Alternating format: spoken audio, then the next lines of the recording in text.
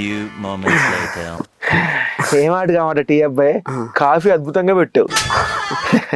నేను పుట్టినప్పటి నుంచి ఇంత చక్కటి కాఫీ తాగలేదంటానేమో. ఏంటి ఆఫీస్ అందరూ కూడా నా చేతి కాఫీ ఇస్తే తాగుతున్నా, నా చేతి కాఫీ ఇస్తే చేస్తాను, నేను ఇస్తేనే తాగుతాను, అందరూ తెగ బలవంతం పెడతారు నాకు ఆఫీస్. అనుకున్నా ఇంతకుముందు ఏ హార్ట్లో పనిచేసావు కానీ కాఫీ మాత్రం అద్భుతంగా పెట్టావు అనుకో. Thank you. సరే కానీ ఇప్పుడు కాఫీ తాగా కదా, కాఫీ తాగుతూనే తేలిపోతుందంటే చూసుకో మరి నీ కాఫీ అంత చక్కగా ఉందా. కాఫీని కాఫీలో తాగుతారు, కుడిదిలో తాగితే తేలిపులు కాబట్టి ఇంకేం వస్తాయి. అసలు ఏం చేసావు తెలుసు, నువ్వు 3 పాలు పెట్టలు కలిపి కాఫీ చేశారు. ఆఫీస్ స్టాఫ్ అందరికి ఇద్దామని లోపు నువ్వు వచ్చినప్పుడు మొత్తం ఎత్తేసావు. మరి ఆ మాత్రం ఉంటది దొంగలంటే, తరతరాల నుంచి వస్తున్న ఆచారం. నవ్వాబ్రా బాబు. సర్లే కాఫీ తాగావు, ఇప్పుడు కానీ సెట్ అయ్యా? అయ్యో టైట్, ఒక్క నిమిషం. కాఫీ తాగాను కదా,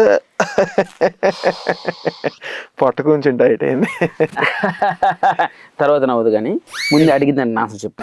నెంబర్ 1 ప్రశ్నలు అడుగుతాను, నెంబర్ 1 ఆన్సర్ చెప్పావు అనుకో, ఇందాక చెప్పాను కదా నేను ఎక్కడికో తీసుకెళ్ళిపోతాను. నువ్వు ఇక్కడే ఉంటావు, నేను ఇక్కడే ఉంటా. చూడండి దొంగారు, మళ్ళీ నేను ప్రశ్న అడుగుతున్నాను. ఈ స్టూడియోకి రావడానికి కారణం ఏంటి? కారణం ఉంది. ఏంటి? మాకు కొన్ని సమస్యలు ఉన్నాయి, మా దొంగల మనోభావాలు దెబ్బతిన్నాయి.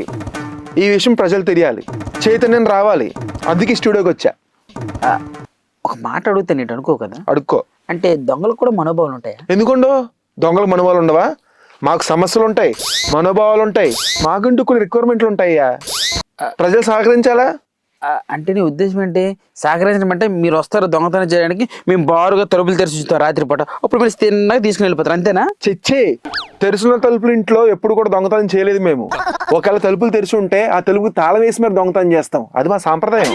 మా స్వశక్తితో మేము దొంగతనం చేస్తాం కానీ, మా స్వయం కృషిని నమ్ముకుంటాం కానీ, ఇలా తలుపులు తెరిస్తే లోపలికి చొరబడి దొంగతనం చేయమయ్యా.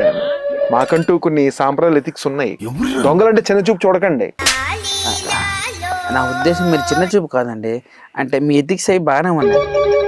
నేను అనేది ఏంటంటే, తలుపులు నేరుగా మీరు తాళం కొట్టి లోపలికి వెళ్ళి దొంగతనం చేస్తారు, తలుపులు తీసి ఉంటే మాత్రం మీరు వెళ్ళరు, అంతే కదా? అంతే. ఒకవేళ ఇంటికి తాళాలు వేసి లేవనుకో, మేము వేసి వెళ్తాం. అంటే తర్వాత రోజు వాన రోజు బద్దలు కొట్టుకెళ్ళా, ఇది ఒక దరిద్రం. సర్లేండి దొంగ గారు, ఇంతకీ మీకు సమస్యలు ఉన్నాయి అన్నారు కదా. ఉన్నాయి. అసలు ఏంటి ఆ సమస్యలు ఏంటి, చాలా సూక్ష్మంగా చెప్పగలరా? చెప్తానండి. ఇప్పుడు మన ప్రజాస్వామ్య దేశం అండి. మన దేశంలో లాయర్ కొడుకు లాయర్ అవుతున్నాడు, డాక్టర్ కొడుకు డాక్టర్ అవుతున్నాడు, యాక్టర్ కొడుకు యాక్టర్ అవుతున్నాడు.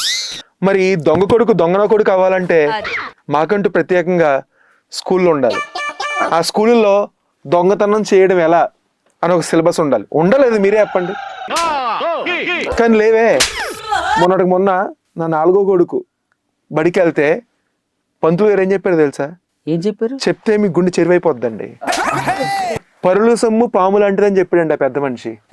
చిన్నప్పుడు మాకు చెప్పారు.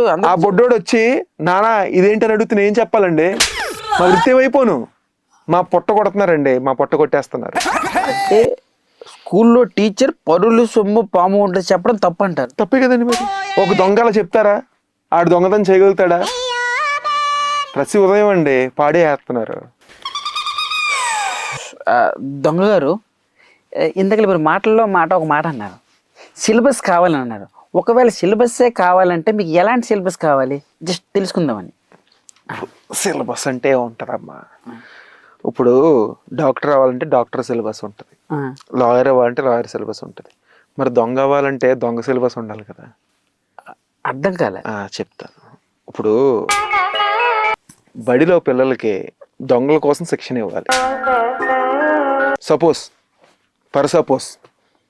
ఎన్టీఆర్ గజ దొంగ సినిమా చూపించాలి, చిన్న ఎన్టీఆర్ యమ దొంగ సినిమా చూపించాలి, చిరంజీవి గారి కొండవీడి దొంగ సినిమా చూపించాలి. అవి చూసినప్పుడు పిల్లల్లో దొంగ అవ్వడం ఎలా, నేను దొంగ అవ్వాలని ఒక ఆతృత వాళ్ళకి కలుగుతుంది. ఇప్పుడు దొంగతనం చేయడం ఎలా అంటే, సపోజ్ సిలబస్లో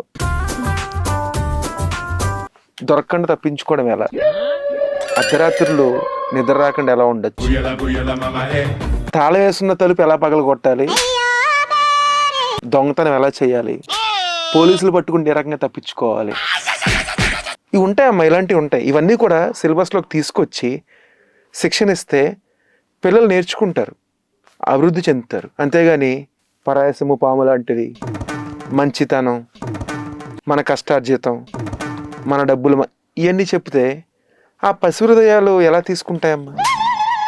మా పిల్లలు చదువుతుంటే నేను ముఖం ఎక్కడ పెట్టుకోవాలి? మా సాంప్రదాయం ఏమైపోను? తరతరాల నుంచి వస్తుంది ఇది. చిన్నప్పుడు ఇలాంటివి లేవు. చక్కగా మా అమ్మానాలు నేర్పించారు, నేర్చుకున్నాం. ఈరోజు దర్జాగా దొంగలయ్యి ఇదిగో ఇలా మీ ముందు కూర్చుని మాట్లాడుతున్నాం. అది దొంగ పవర్ అంటే. రాజుగారు ఈడు ఇంకో గంట ఉండంటే నేను దొంగ మారిపోతున్నాము. మన స్టూడియో సామాన్లు నేనే కొట్టేసి నేనే అమ్మేసి మళ్ళీ ఎవరు తీశారు అనేటట్టు ఉన్నాను నేను ఇక్కడ. ఇందాక నుంచి దొంగ దొంగ నన్ను. చూటి అబ్బాయి, నీకు విషయం చెప్తాను. చెప్పు. మమ్మల్ని ఎంతగా అవమానిస్తున్నారో తెలుసా నీకు?